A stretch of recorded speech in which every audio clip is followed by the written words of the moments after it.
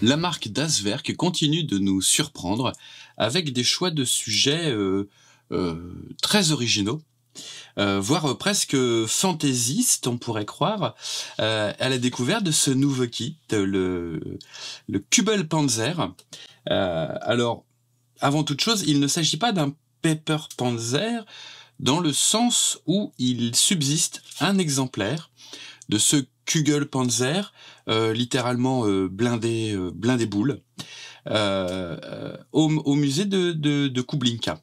Alors c'est un exemplaire qui aurait été capturé, qui aurait été récupéré par l'armée soviétique en Mandchourie. D'autres sources avancent que l'exemplaire, cet unique exemplaire aurait été récupéré sur le site d'enfouissement du polygone de Hummersdorf. Une petite maquette, une petite boîte, on a deux blindés boules dans la boîte, puisque ce sont des petites maquettes, vous allez voir, qui vont être très très rapides à assembler. Une notice de montage à l'image des kits, c'est-à-dire somme toute assez sommaire, avec, vous voyez, hop, très rapidement, une simple page pour le montage, puisque le nombre de pièces est très très réduit. L'engin ne pouvait emporter qu'un seul soldat, et était principalement destiné plutôt à des missions d'observation pour l'artillerie. Alors, à l'origine, il semblerait que ce soit Krupp qui se soit chargé de la fabrication, du développement du Kügelpanzer, dans l'optique de le fournir à l'armée japonaise, dans un contrat d'échange entre alliés de l'Axe.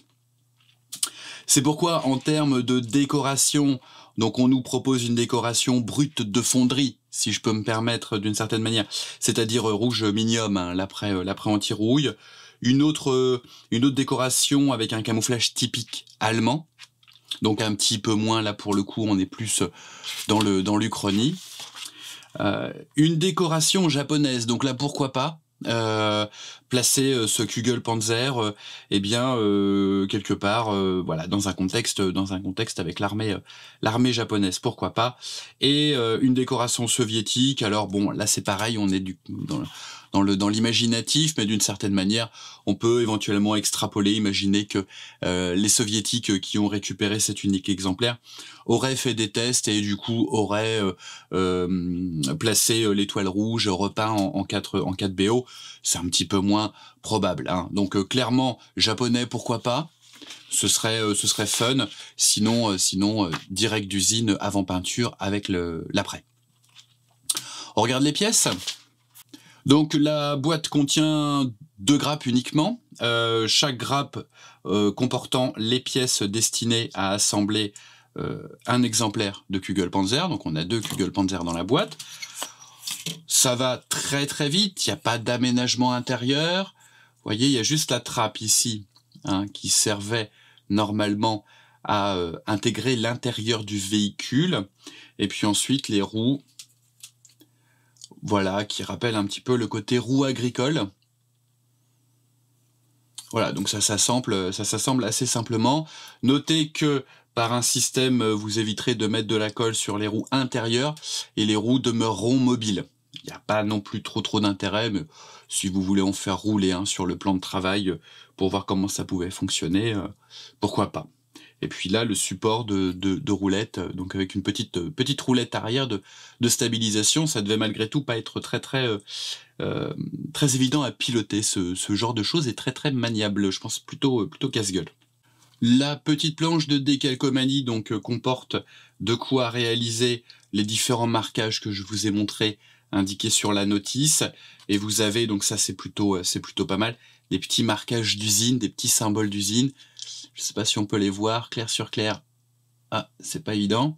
Mais voilà, tous les petits marquages en fait qu'on aurait pu croire devoir faire avec un crayon aquarellable blanc, hein, sur le schéma de la notice de montage. Eh bien non, ils sont proposés sous forme de décalcomanie. Il y a même un petit peu plus, il y a un petit peu de rab, donc ça peut être sympa. Voilà, petite planche de décalcomanie. Donc une revue de détail assez rapide, hein, puisque là on est plus sur de l'accessoire que de la maquette d'une certaine manière.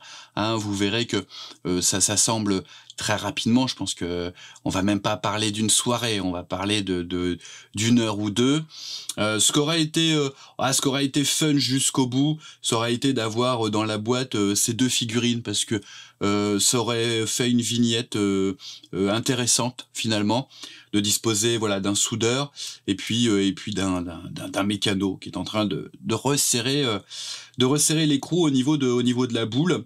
Alors bon, si vous voulez recréer un petit peu ça, allez voir du côté, en termes de figurines, allez voir du côté de chez Royal Model. Il y a des mécanos, des ouvriers, des soudeurs. Donc pourquoi pas, ça peut être intéressant. C'est un petit kit sympa, un petit kit fun qui peut apporter une petite touche d'originalité sur une vignette ou un diorama usine allemande fin de guerre.